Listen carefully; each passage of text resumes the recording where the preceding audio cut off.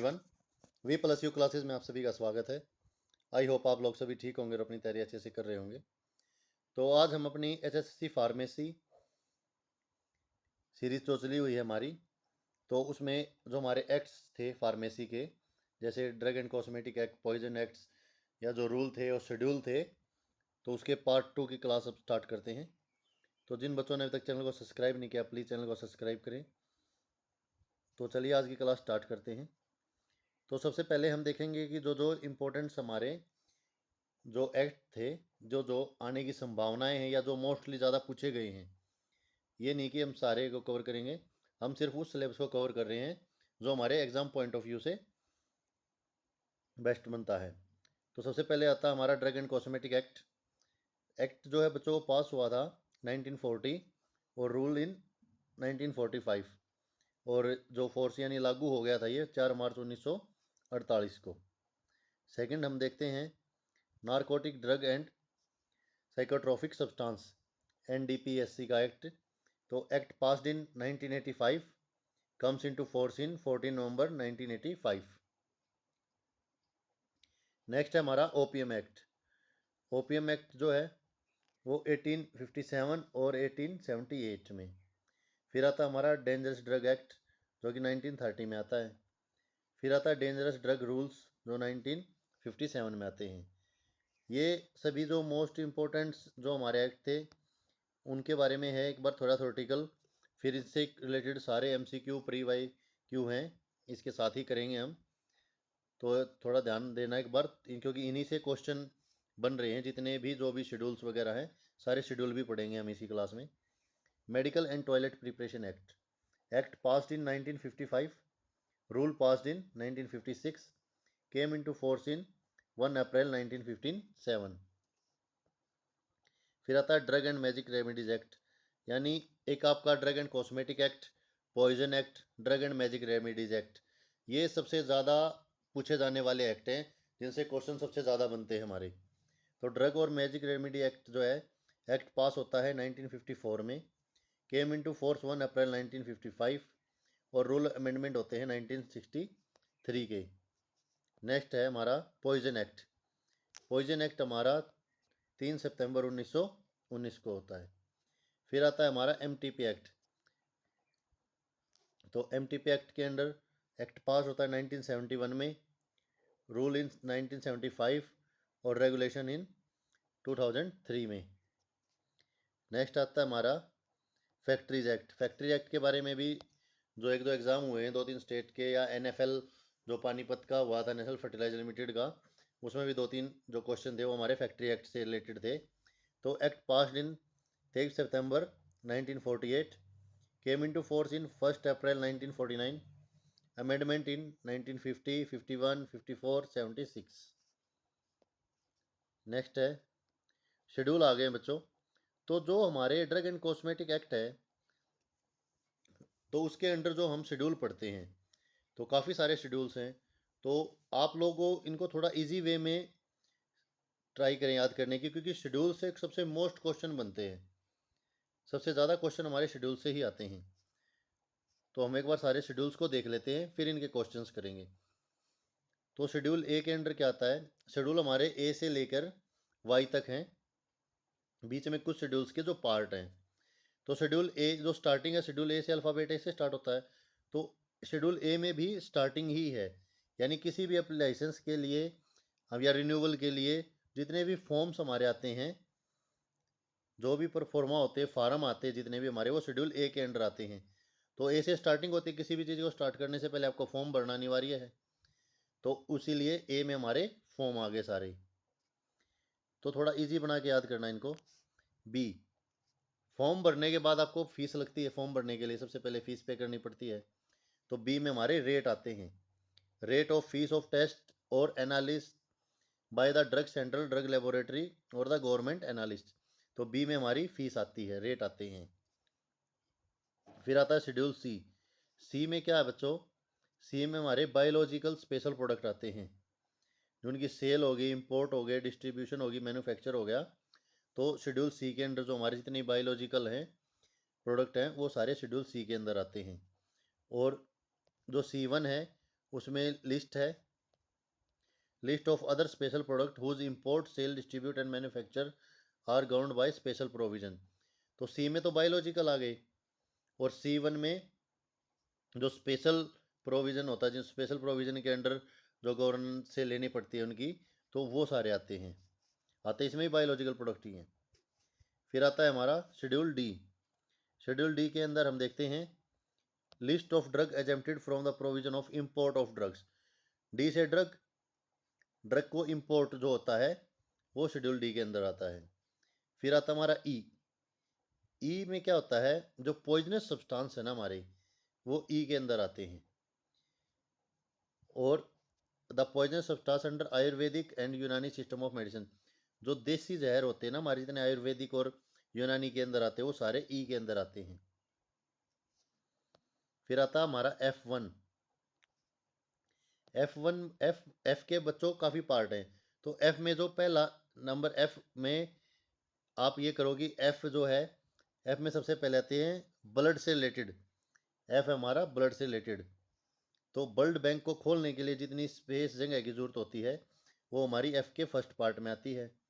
फिर एफ के सेकंड में आता है जो लाइसेंस के लिए प्रोसेस होता है ह्यूमन ब्लड के कंपोनेंट बनाने के लिए, तो उसको जितनी minimum requirement of grant to licence to process blood component from whole human blood. फिर एफ के ही आगे पार्ट हैं। एफ के पार्ट 1 में provisional application to the production of bacterial and viral vaccine. अब ब्लड ले लिया, पहले एफ को देखो, एफ में क्या है, जो ब्लड बैंक खोलने के लिए एफ के फर्स्ट पार्ट में ब्लड बैंक खोलने के लिए जितनी स्पेस जगह की जरूरत होती है वो एफ में आ गई। फिर आ गया एफ का सेकंड, उसमें जो भी उसके कंपोनेंट होंगे जो उसकी बनने के ब्लड से, ह्यूमन ब्लड से बनाने के लिए जो लाइसेंस चाहिएगा वो F1 में उसमें आ गया, एफ के सेकंड पार्ट में। अब आता है F1। F1 के भी 3 पार्ट हैं, F1 के 1 2 3। तो F1 के 1 पार्ट में क्या आता है, जो बैक्टीरियल वायरल वैक्सीन है उनको प्रोडक्शन के लिए एप्लीकेशन। सेकंड में आता है application applicable to production of all sera vaccine from living animals. और F3 के पार्ट में क्या आता है, F1 के थर्ड पार्ट में provision application to the manufacture and standardisation of diagnostic agent जो बैक्टीरियल ओरिजिन से है। फिर आता है हमारा F2। एफ का हो गया क्लियर। सबसे पहले एफ में क्या आता है, ब्लड बैंक खोलने के लिए जगह, सिंगल एफ में, सिंगल एफ के 1 पार्ट में। फिर एफ के सेकंड उसमें क्या आता है, जो भी उसके ब्लड कंपोनेंट है वो एफ से क्लियर हो गया। फिर आएगा हमारा F1। F1 के भी 3 पार्ट है, 1 2 3। तो 1 में क्या आएगा, जितनी बैक्टीरियल और जितनी वैक्सीन्स है वो आती हैं। सेकंड में क्या आता है, जितनी सीरम्स हैं। और थर्ड में क्या आता है, जो कि मैन्युफैक्चर आती है स्टैंडर्ड डायग्नोस्टिक एजेंट जो बैक्टीरियल ओरिजिन से हैं। अब आ गया हमारा F2। F2 होता है सर्जिकल ड्रेसिंग के लिए। F3 जो हमारा आता है वो एम्बिलिकल टेप्स के लिए। ये F3 है ना, ये आपको बहुत सारे क्वेश्चंस मिल जाएंगे F3 और FF के। ये इंपॉर्टेंट लगा के चलिए आप कि F3 को एम्बिलिकल टेप के लिए बार बार पूछा जाता है ये क्वेश्चन शेड्यूल से। और एक FF standard for ophthalmic preparations के लिए। नेक्स्ट है हमारा शेड्यूल जी। जी में क्या होता है, GMP। List of substance are required to be used only under medical supervision and were to be labelled accordingly. ठीक है, इसमें लिस्ट आती है सब्सटेंस की। उसके बाद है एच जो होता है हमारा शेड्यूल एच क्या होता है, लिस्ट ऑफ प्रिस्क्रिप्शन ड्रग। जितनी भी आप शॉप ओपन करते हो केमिस्ट की, तो जितनी भी आप ड्रग्स सेल करते हो, जितनी भी आप डॉक्टर लिख के देता हो, सारी शेड्यूल एच के अंडर आती हैं, लिस्ट ऑफ प्रिस्क्रिप्शन ड्रग्स। फिर आता है हमारा जे।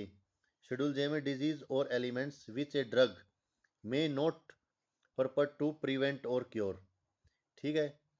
फिर आता है हमारा schedule K, drug exempted from certain provisions relating to the manufacture of drugs. फिर आता है एम। एम में आता है good manufacturing practice, GMP requirement for factory premises material plant equipment. यानी कि जो फैक्ट्रीज लगाने के लिए परमिशन और मटेरियल, यानी होल से आप बड़े प्रोडक्शन, उसमें शेड्यूल एम की जरूरत पड़ती है।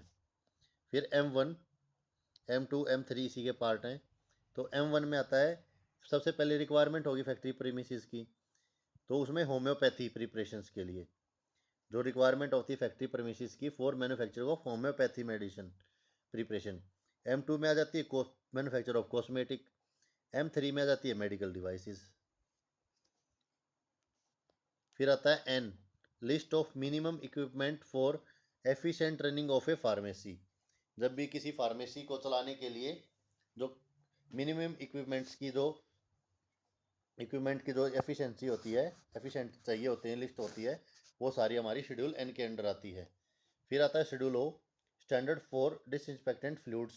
जितने डिसइंफेक्टेंट फ्लूइड होते हैं हमारे, वो स्टैंडर्ड O के अंदर आते हैं, यानी शेड्यूल O के अंदर आते हैं। शेड्यूल P होता है लाइफ पीरियड ऑफ ड्रग। ये शेड्यूल P और P1 ये दोनों भी इम्पोर्टेंट है, ये इन दोनों से भी काफ़ी क्वेश्चंस आए हुए हैं। फिर आता है हमारा शेड्यूल Q।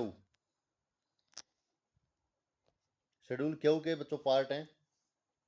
शेड्यूल Q में आता है list of dyes, colour, pigment permitted in cosmetic and soaps.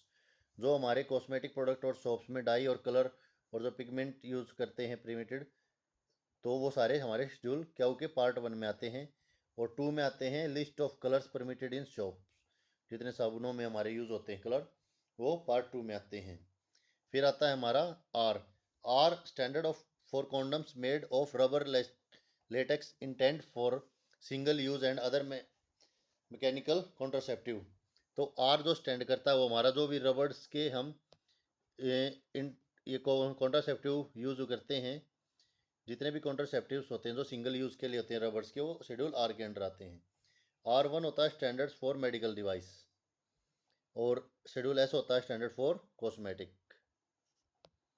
फिर आता है शेड्यूल T। शेड्यूल T के अंदर होता है requirement of factory premises and hygienic condition for Ayurvedic and यूनानी ड्रग्स। शेड्यूल G के अंदर हमने GMP पढ़ा था।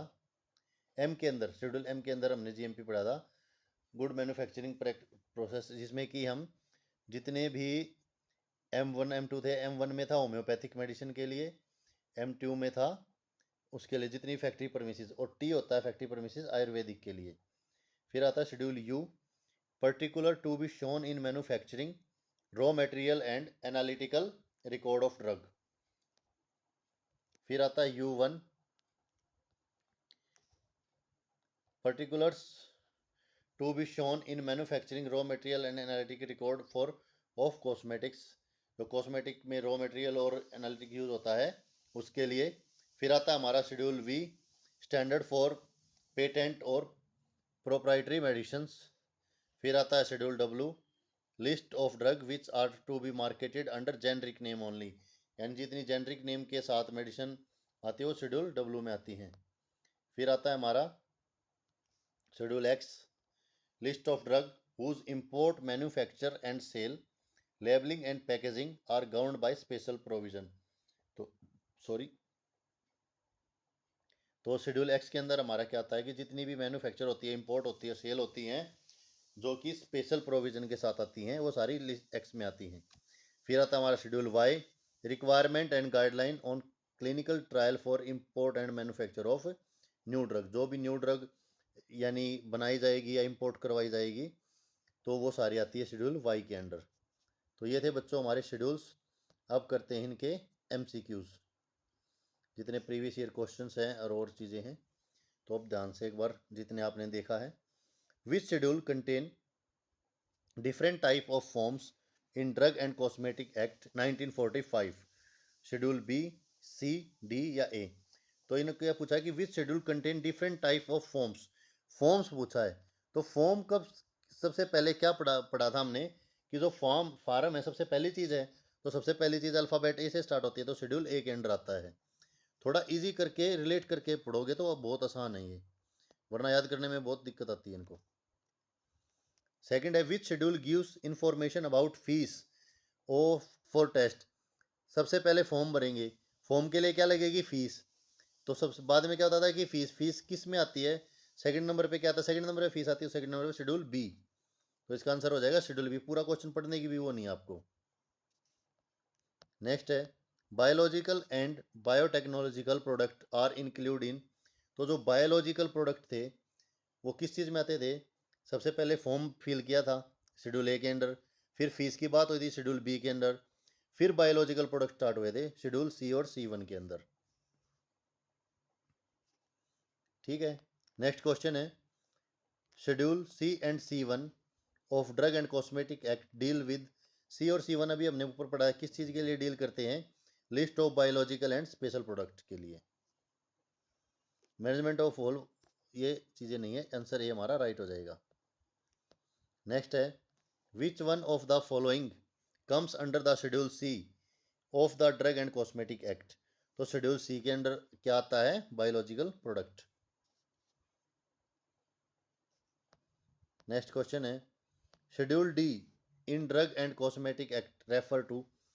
शेड्यूल डी किस चीज़ के लिए था? शेड्यूल डी से क्या बता था? डी से ड्रग। तो इसमें देखो लिस्ट ऑफ पॉइजनस सब्सटेंस नहीं, standard of surgical dressing, list of drug exempted from certain manufacturing provision और list of drug exempted from import provision. तो इंपोर्ट जितनी ड्रग होती हैं, इंपोर्ट प्रोविजंस के लिए जो ड्रग की लिस्ट थी वो आती है हमारी शेड्यूल डी के अंडर। नेक्स्ट है poisonous drug are covered in. तो पॉइजनस ड्रग किस में बताया था? ई। तो जहर जितने थे वो सारे ई में। इसका ना सबका अपना याद करने का अलग तरीका है, मैंने इसको थोड़ा अलग तरीके से याद कर रखे हैं, तो आप लोग भी अपने हिसाब से इसको बनाएं, क्योंकि मेरा तरीका थोड़ा अलग है। अगर हम ऑफलाइन में होते तो आपको अच्छे से समझा पाते। नेक्स्ट है शेड्यूल एफ मीन्स। तो शेड्यूल जो एफ है वो किस चीज़ के लिए है? Regulation and standard for surgical dressing, regulation and standard for umbilical tapes, regulation and standard of for vaccines, या फिर regulation and standard of running A blood bank. तो शेड्यूल जो हमारा एफ था ये तो हो गया पॉइजन्स के लिए, तो शेड्यूल एफ जो है हमारा वो किसके लिए है? शेड्यूल एफ में क्या बताया था हमने कि एफ के सबसे पहले पार्ट थे, तो वो सबसे पहले running of standard of a blood bank. फिर आता है which schedule is standard of for surgical dressing. तो सर्जिकल ड्रेसिंग के लिए क्या था कि सर्जिकल ड्रेसिंग सबसे लास्ट में आई थी, सबसे पहले एफ था। एफ में क्या था? एरिया देखा था हमने ब्लड बैंक के लिए। फिर एफ का सेकंड पार्ट था, उसमें जो ब्लड के प्रोडक्ट थे ह्यूमन ब्लड के वो।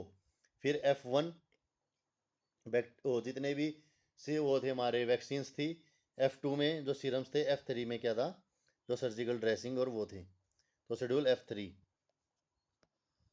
नेक्स्ट क्वेश्चन है under the drug and cosmetic rule 1945 which schedule give standard umbilical tape. तो अभी क्या था हमने? F3 एम्बेलिकल टेप किस में आता है? और मैंने आपको क्वेश्चन जो शेड्यूल करवाते वक्त बताया भी था कि F3 बार बार पूछा जाता है एम्बेलिकल टेप के लिए। नेक्स्ट क्वेश्चन है under drug and cosmetic act schedule FF contain the list of following. FF किसके लिए बता? देखो कितने स्टेट के कितने अलग अलग एग्जाम्स में ये क्वेश्चन आए हुए हैं, आप ये लोग चीज़ देखा करो।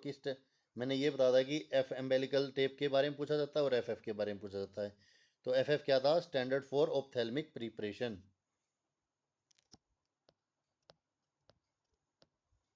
नेक्स्ट है schedule for medication under supervision of RMP। तो जो मेडिकेशन RMP के सुपरविजन में होती है वो कौन से शेड्यूल में आता है? T, H, S या G। तो जो G था वो शेड्यूल G किस में आता है? Under supervision of RMP। Next आता है the word it is dangerous to take the preparation except under medical supervision can be found on label of drug belong to. अगर किसी भी उसके ऊपर आपको लगता है वो लेबल के ऊपर मिलता है कि it is dangerous to take this prescription except under medical supervision, तो वो किस जो ड्रग है वो किस शेड्यूल के अंडर बिलोंग करती है? तो वो बिलोंग करती है हमारी शेड्यूल G के अंडर की, उसको मेडिकल सुपरविजन में ही लेना है।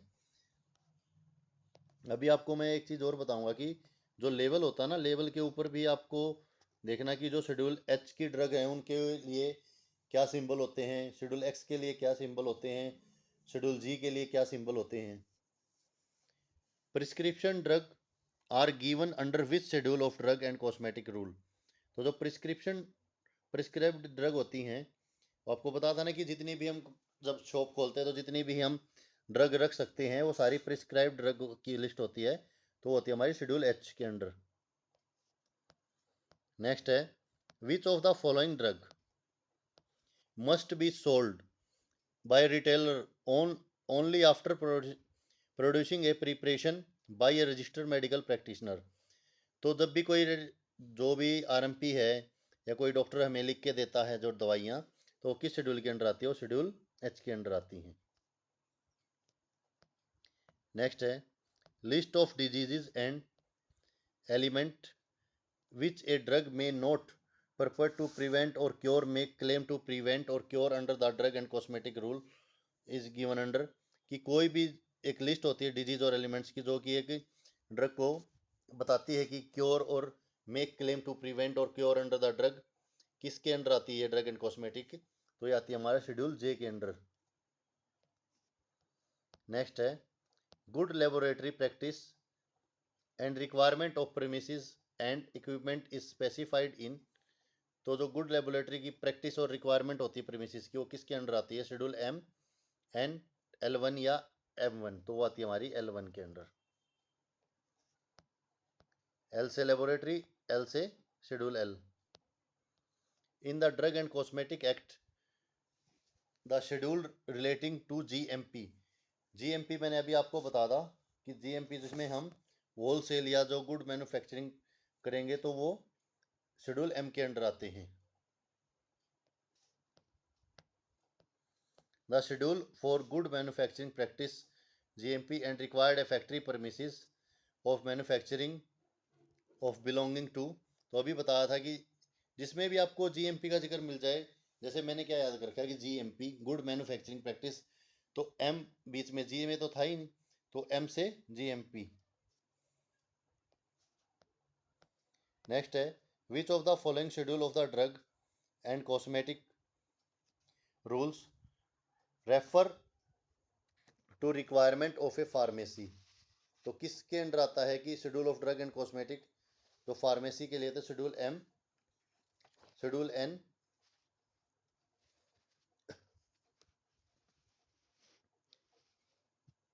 ओ और पी, तो ये आता है हमारा शेड्यूल एन के under.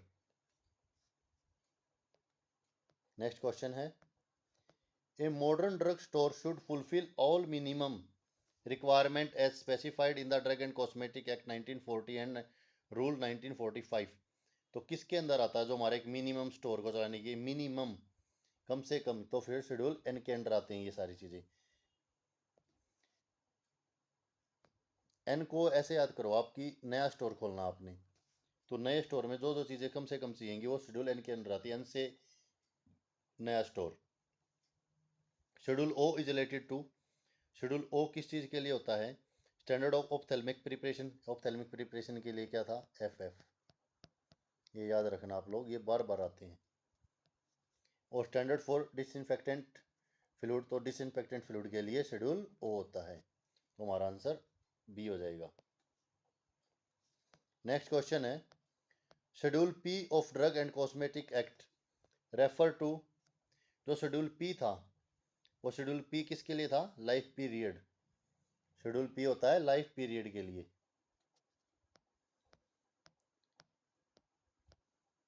The schedule in D and C act, drug and cosmetic act that deal with the pack of size of drug. P था लाइफ पीरियड के लिए, पी से लाइफ पीरियड, और P1 से पैकेज साइज। ठीक है, schedule P life period, package size P1। एक दो बार बोलोगे ना आप क्वेश्चन को पढ़ते पढ़ते, फिर भी याद हो जाएगा आपको। The rule 134 of a drug and cosmetic rules stipulate that no cosmetic shall be imported which contain coal tar color other than the one prescribed in schedule।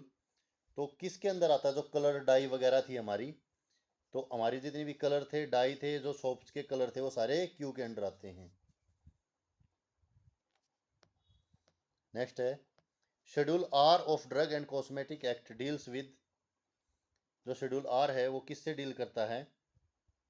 Disinfectant, antiseptic, mechanical contraceptive, dye colour and pigment. तो dye colour and pigment के लिए तो अभी देखा हमने क्यों आ गया। तो आर जो है, R schedule R, R for rubber, rubber और जो अदर मेडिकल कॉन्ट्रासेप्टिव्स जितने हैं हमारे शेड्यूल आर में आते हैं, और जितने भी रबर के सिंगल यूजेस कॉन्ट्रासेप्टिव हैं। Schedule S in drug and cosmetic act of the rule stand for, जो शेड्यूल एस था वो किस लिए था? Standard of surgical dressing, surgical dressing तो F3 में आ गई, तो फिर स्टैंडर्ड ऑफ कॉस्मेटिक्स, जो कॉस्मेटिक्स थी, और एम्बेलिकल टेप जो है आपकी सर्जिकल ड्रेसिंग और एम्बेलिकल टेप, ये एफ शेड्यूल एफ में आती है, और एफ में आपकी ऑप्थेल्मिक प्रिपरेशन। फिर नेक्स्ट क्वेश्चन है, manufacture of cosmetic to confirm to latest bureau of India standard requirement is specified in, तो किसके शेड्यूल ए, एस, एफ या टी? तो मैन्युफैक्चर ऑफ कॉस्मेटिक, जो कॉस्मेटिक की मैन्युफैक्चर है वो एस, कॉस्मेटिक से रिलेटेड जो भी है वो शेड्यूल एस में। नेक्स्ट है, under which schedule good manufacturing practice of Ayurveda, सिद्धा एंड यूनानी ड्रग, तो आयुर्वेदा, सिद्धा और यूनानी जो ड्रग्स हैं वो किस में आती है? हमारी शेड्यूल टी में आती हैं। और जो पॉइजन था आयुर्वेदिक और उसमें, वो शेड्यूल ई में आता है, और जो जीएमपी था वो शेड्यूल एम में आता है। Every drug manufacture shall maintain manufacturing and analytical record to the drug and cosmetic rule 1945 as per, तो every drug manufacturing shall maintain manufacture and analytical record, तो एनालिटिकल जो रिकॉर्ड था वो हमारा किस शेड्यूल के अंडर आता है? एनालिटिकल रिकॉर्ड आता है हमारा यू के अंडर। टी में आयुर्वेदिक आ गई, एम जो था हमारा फैक्ट्री प्रेमिसेस के लिए था, तो शेड्यूल यू जो हमारा उसके अंडर आते हैं हमारे जो रिकॉर्ड था, एनालिटिकल रिकॉर्ड था। What does should W of drug and cosmetic act 1940 and rule, इतना ही देखा है। शेड्यूल डब्ल्यू, शेड्यूल डब्ल्यू में क्या पढ़ा था हमने कि जितनी भी जेनरिक नेम आती हैं वो सारी शेड्यूल डब्ल्यू के अंडर आती हैं। Life period of drug, life period P से P, standard of cosmetics S S, biological and special product biology C. एक दो बार याद करोगे बहुत अच्छी तरीके से, क्लास को दो बार भी देख लोगे बहुत अच्छी तरीके से आ जाएंगे, कभी नहीं भूलोगे। इजी से इजी वे में आपको एक्सप्लेन किया जा रहा है, बिल्कुल जिस लैंग्वेज में आपको आसानी है। Habit forming drugs are concern with, जो हैबिट फॉर्मिंग ड्रग्स होती हैं हमारी वो शेड्यूल किसके अंडर आती हैं? एफ के अंदर क्या आता है? Ophthalmic product. तो जो आपके हैबिटिंग फॉर्मेटिंग ड्रग है वो आती है हमारी शेड्यूल एक्स के अंडर।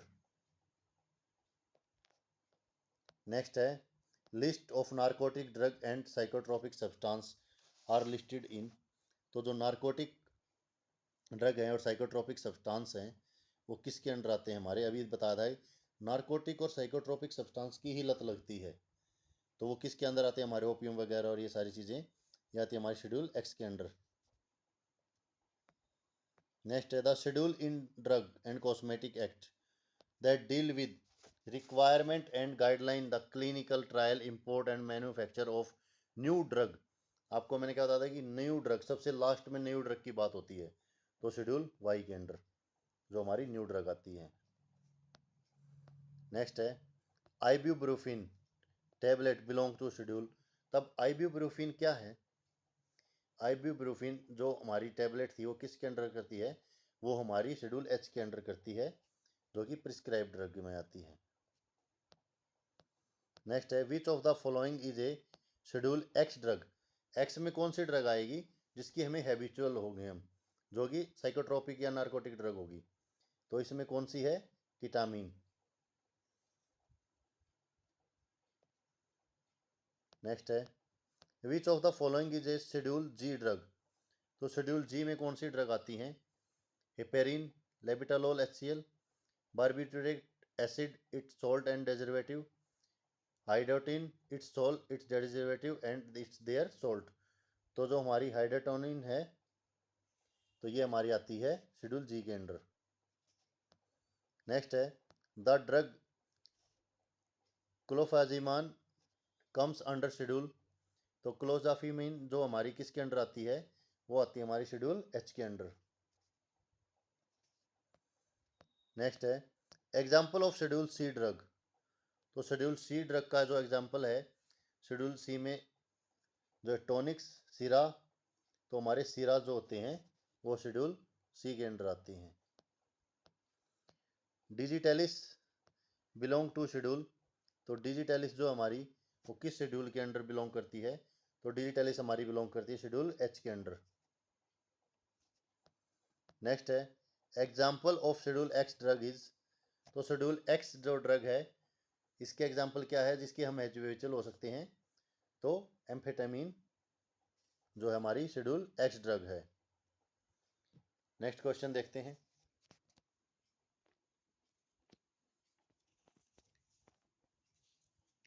सेक्रोबार्बिटल belongs to. तो सेक्रोबार्बिटल्स जो हमारी वो किस ड्रग के किस शेड्यूल के अंडर आती है? तो सेक्रोबार्बिटल जो हमारी ये शेड्यूल एक्स के अंडर आती है। फिर है next question schedule H drug is. तो इनमें से आपको देखना है कि शेड्यूल एच ड्रग कौन सी है। तो डिक्लोफेन, एमिट्रोपिन, इंसुलिन या BCG वैक्सीन। तो हमारी डिक्लोफेन जो है वो शेड्यूल एच ड्रग के अंडर आती है। नेक्स्ट क्वेश्चन है शेड्यूल जी ड्रग इज। तो शेड्यूल जी के अंडर कौन कौन सी ड्रग्स में आती हैं? एंटासिड, आइबुप्रोफिन, मेटफॉर्मिन या आयरन सप्लीमेंट्स। तो मेटफॉर्मिन जो है वो हमारे शेड्यूल जी के अंडर आती है। Schedule C1 drug is. तो शेड्यूल C1 ड्रग्स जो है मॉर्फिन, एस्प्रिन, DPT वैक्सीन या डिजिटॉक्सिन। तो शेड्यूल C1 में आती है हमारी डिजिटॉक्सिन।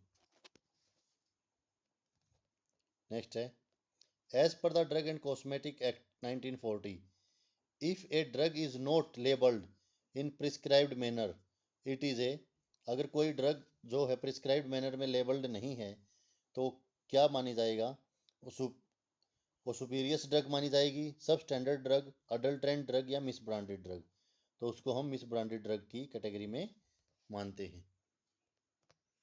नेक्स्ट क्वेश्चन है which category of drug that are prohibited to be imported.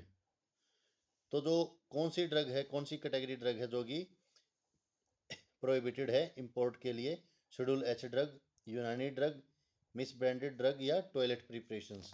तो जो हमारी मिस ब्रांडेड ड्रग्स होती हैं ये इंपोर्ट के लिए प्रोहिबिटेड हैं। नेक्स्ट है ड्रग कलर्ड, कोटेड, पाउडर और polish so as to conceal damages.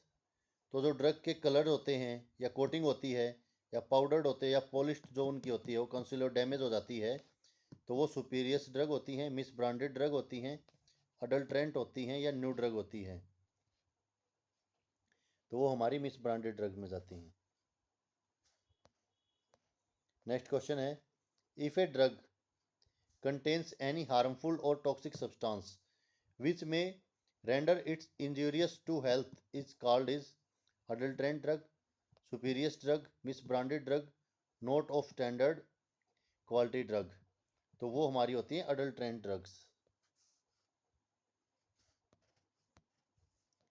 Next question है a drug consist in full or in whole or in a part of any filthy putrid or decomposed substance is adulterant drug, superior drug, misbranded drug और patent drug. तो वो हमारी होती है adulterant drug. Next question है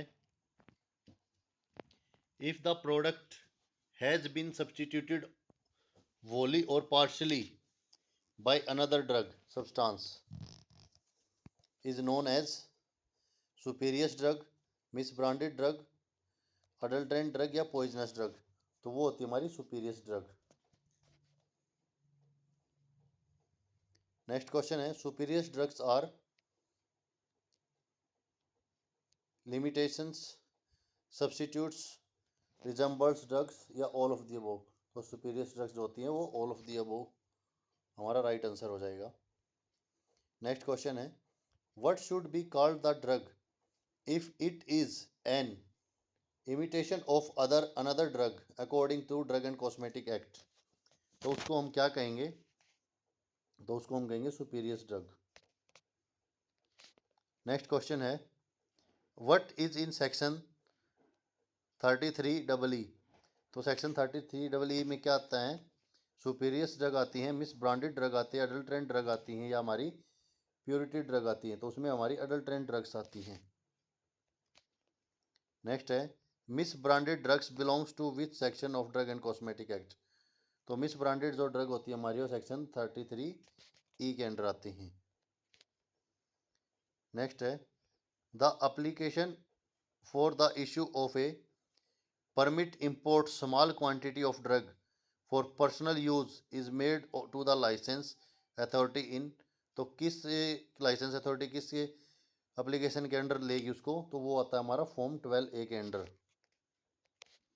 ये आपको forms के लिए भी एक अलग से शॉर्ट वीडियो डाल दूंगा मैं कि कौन से फॉर्म कौन सी एप्लीकेशन किस चीज़ के लिए लगाई जाती है, और फिर वो लाइसेंस जो बन के आता है वो किस सेक्शन के अंडर बन के आता है। Who is the chairman of drug technical advisory board, president PCI, union health minister, director general of health service, drug control of India. तो जो हमारे चेयरमैन होते हैं किस चीज़ के, ड्रग टेक्निकल एडवाइजरी बोर्ड के, वो कौन होते हैं, वो director general of health service होते हैं। नेक्स्ट क्वेश्चन है, under the drug and cosmetic act the rule are divided into how many parts. तो जो ड्रग एंड कॉस्मेटिक एक्ट के अंडर रूल्स हैं वो कितने पार्ट में डिवाइड हैं, वो 18 पार्ट में डिवाइड हैं। नेक्स्ट क्वेश्चन है, the label schedule x drug contain symbol in left hand top corner is the. जो शेड्यूल एक्स ड्रग होती हैं वो किस, जो लेबल होता है उनके अंदर वो जो लेफ्ट हैंड साइड की तरफ होता है वैसे तो वो होता है XRX। तो आपको बता देता हूँ मैं कि जो शेड्यूल H होते हैं ना, शेड्यूल H में मेडिसिन्स, तो उसमें लेबल जो होता है हमारे सारे, एक तो सारे लेबल्स के जो आपको जो वार्निंग मिलेगी वो लेफ्ट हैंड की साइड की मिलेगी। तो शेड्यूल H में जो मेडिसिन्स होती हैं उसमें होता है हमारा RXR साइन, वार्निंग होती है। और जो फिर शेड्यूल H होता है, जो खाली शेड्यूल H है जिसमें कि हमारे डेंजरस ड्रग आती हैं, तो उसमें आपको वार्निंग मिलती है NR। और जो शेड्यूल X है, X में हमको XRX मिलता है और NR मिलता है, NRX मिलता है। नेक्स्ट क्वेश्चन है, the minimum space required to open new retail drug store is as per drug and cosmetic act. तो न्यू रिटेल ड्रग स्टोर के जो मिनिमम रिक्वायरमेंट होती है, पहले तो ये बताइए कि किस शेड्यूल के अंडर आता है। ये शेड्यूल आता है हमारा N, न्यू N से न्यू, N से शेड्यूल N में रिटेल। तो वो हमारा कितना होता है मिनिमम रिक्वायरमेंट, तो 10 स्क्वायर फीट का स्क्वायर मीटर होता है। नेक्स्ट है, the central drug research institute is situated eight. जो सेंट्रल ड्रग CDRI है जो हमारा, वो कहाँ पे सिचुएटेड है, तो वो हमारी है लखनऊ। नेक्स्ट है, power of the inspector appointed under the drug and cosmetic act 1940 are mentioned under which of the following section of the act. तो जो ड्रग इंस्पेक्टर की पावर हैं वो हमारे किस सेक्शन के अंडर आती है, वो सेक्शन 22 के अंडर आती हैं। नेक्स्ट है, opium was brought under legislative control in the year. तो ओपियम जो है, ओपियम एक्ट आपने देखा था, तो उसमें किस, कब उसको किया गया था कि 1957, 1857 या 1859 और 1851। तो जो ओपियम हमारा था, opium was brought under legislative control of the year in 1857। Next question है, narcotic drug and psychotropic substance act was enacted in the year of, तो एनडीपीएस का एक्ट जो हमारा कब आता है 1985। नेक्स्ट है the narcotic drug and psychotropic substance order come into the force in, तो ऑर्डर जो कब फोर्स उसमें आता है, तो वो आता है 1985 में। नेक्स्ट है diacetyl morphine is also known as, तो इसको हम क्या बोलते हैं, हीरोइन।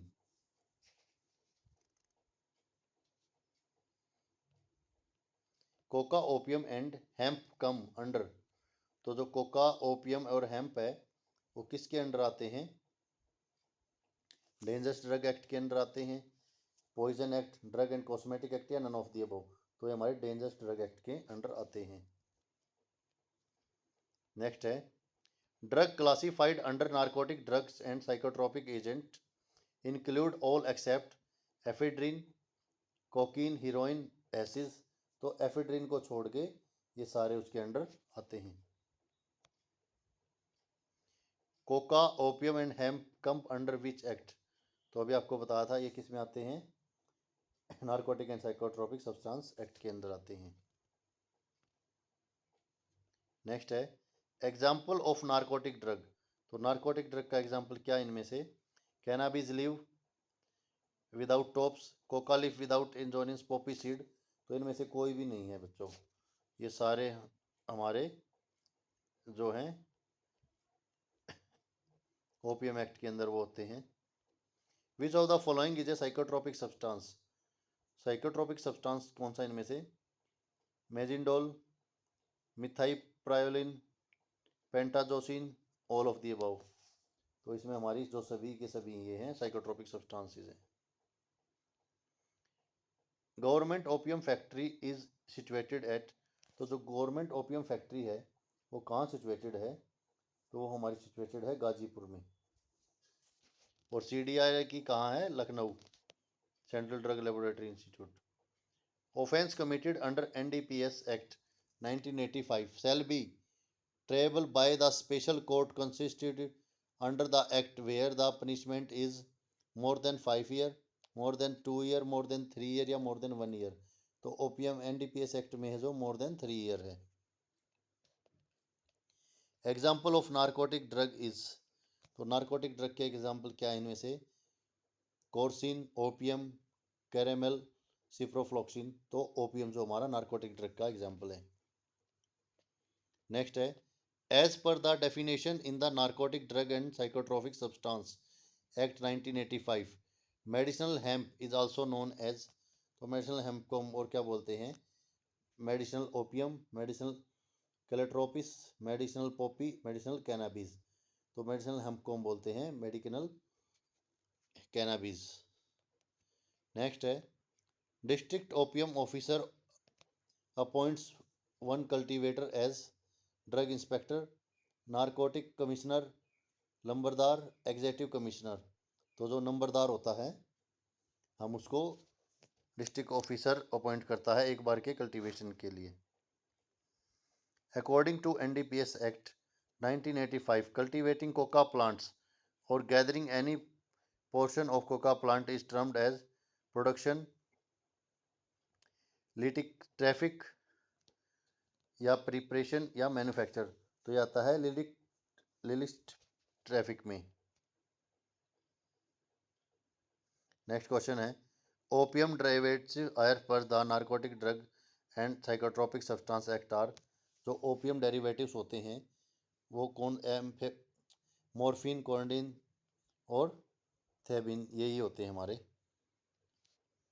नेक्स्ट है the medicinal and toilet preparation act come into force, कब आता है मेडिसिनल एमटीपी एक्ट, ये एमटीपी दो उसमें आता है, मेडिसिनल एंड टॉयलेट प्रिपरेशन और एक मेडिकल जो टर्मिनेशन प्रेगनेंसी जो टर्मिनेट करते हैं उसमें, तो जो medicinal and toilet preparation act है ये आता हमारा 1957 में। ये मेडिसिनल एंड टॉयलेट प्रिपरेशन जो हमारे जितने भी आपके हैंड वॉशेज वगैरह हैं, टॉयलेट क्लीनर हैं जो अल्कोहल बेस जितने भी आपके प्रोडक्ट क्लीनर्स बनते हैं ये सारे मेडिकल एंड टॉयलेट प्रिपरेशन के अंदर आते हैं। नेक्स्ट है alcoholic preparation can be stored in a warehouse for a maximum period of. जो एल्कोहलिक प्रिपरेशंस होती हैं वो आपकी कितने टाइम के लिए करते हैं, 5 ईयर, 4 ईयर, 3 ईयर या 2 ईयर। तो 3 ईयर के लिए हम मैक्सिमम पीरियड के लिए स्टोर कर सकते हैं उसको। नेक्स्ट है the licence to manufacture in bonded laboratories is issued bye.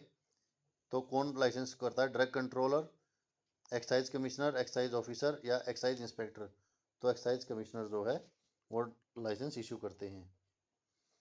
A non bonded manufactory shall be inspected by the other officer at least once every month, once every 2 month, once every 6 month और once every year। तो होता है once every month, महीने में एक बार ज़रूर check करना पड़ता है। person who wish to manufacture of preparation containing alcohol or other narcotic substance is required to obtain license from। तो उसको कहाँ से लाइसेंस लेना पड़ेगा, अगर कोई पर्सन अल्कोहल और नारकोटिक सब्सटेंस से रिलेटेड कुछ मैन्युफैक्चर करता है, कोई प्रोडक्ट बनाता है, तो उसको कौन देगा, एक्साइज कमिश्नर देगा। नेक्स्ट है the medical and toilet preparations act and rule passed इन। तो कब पास हुए थे मेडिकल और टॉयलेट प्रिपरेशन एक्ट, 1955 और 56 में। नेक्स्ट है medicinal and toilet preparation capable of being consumed as ordinary alcoholic beverage are referred to us unrestricted preparation, restricted preparation, alcoholic preparation या medicinal preparation. तो वो हमारी आती हैं रिस्ट्रिक्टेड प्रिपरेशंस के अंडर। नेक्स्ट क्वेश्चन है as per the medicinal and toilet preparation act bonded laboratories means excise duty has not been paid, excise duty has not been paid, excise duty need to be paid. तो ये हमारा excise duty has not to be paid.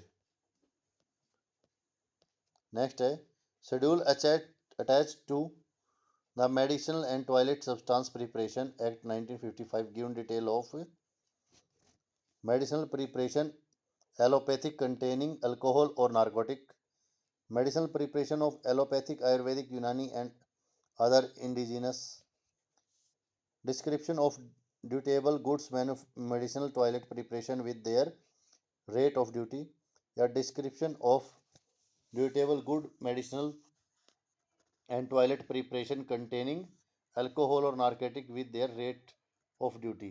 तो इसमें medicinal में क्या आता है कि अल्कोहलिक और नार्कोटिक जो सब्सटेंस होते हैं, जो भी हम इसमें यूज़ करते हैं प्रोडक्ट में ड्रग, तो वो आती हैं।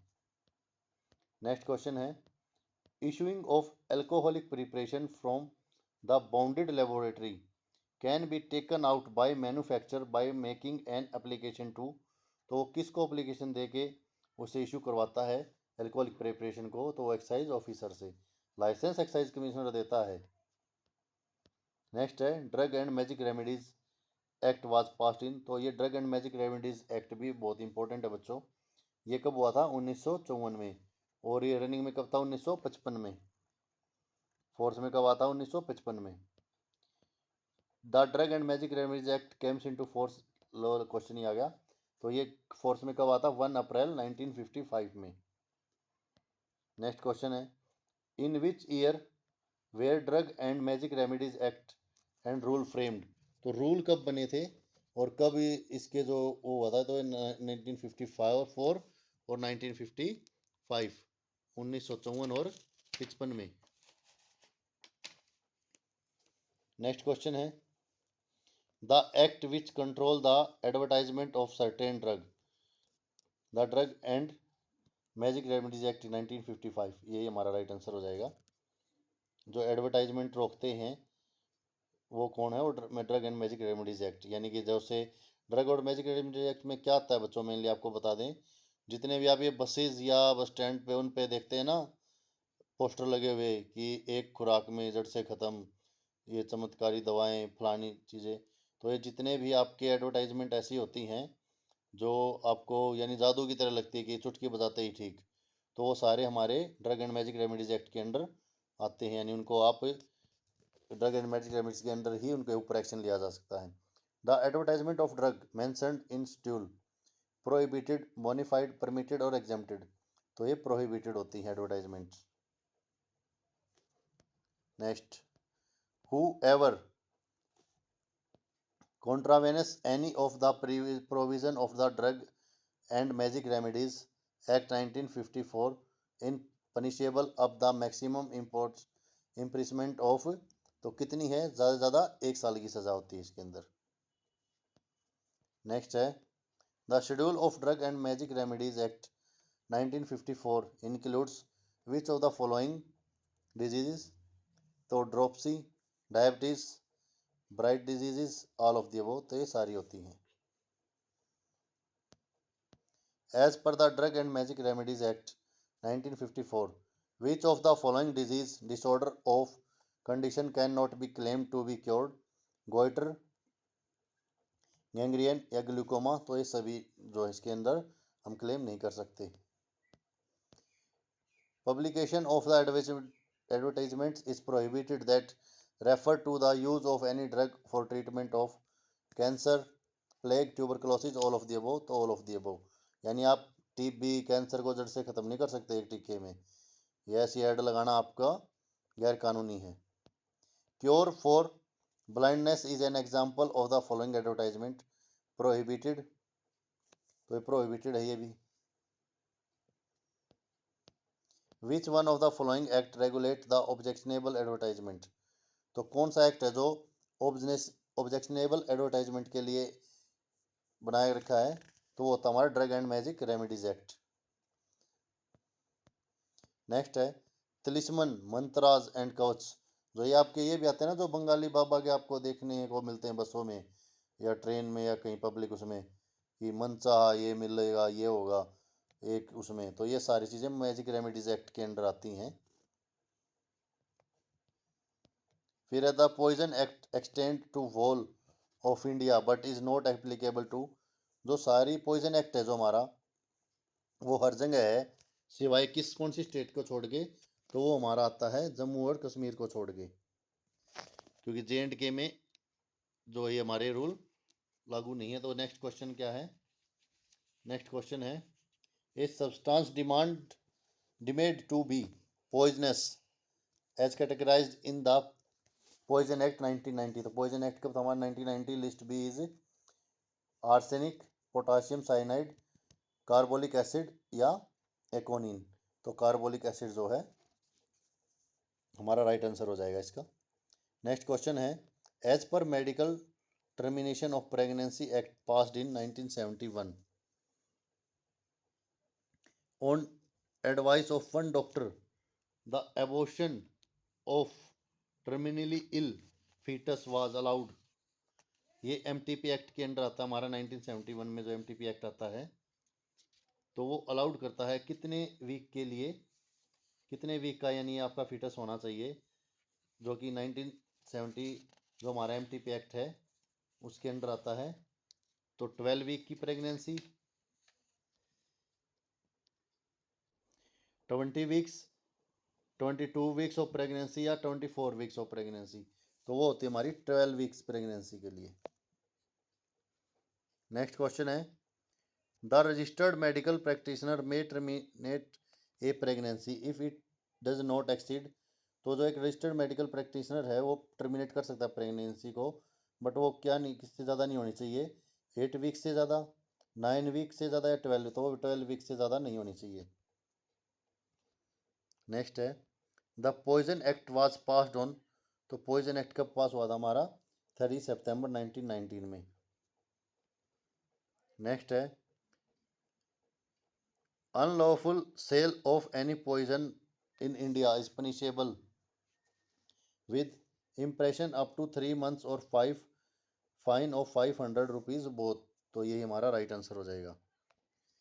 नेक्स्ट है, who among the following is not a power to issue search warrant any poison is possessed और sold in contravention of his act, the district magistrate, the sub-divisional magistrate, the drug controller, the commissioner of police, तो the drug controller।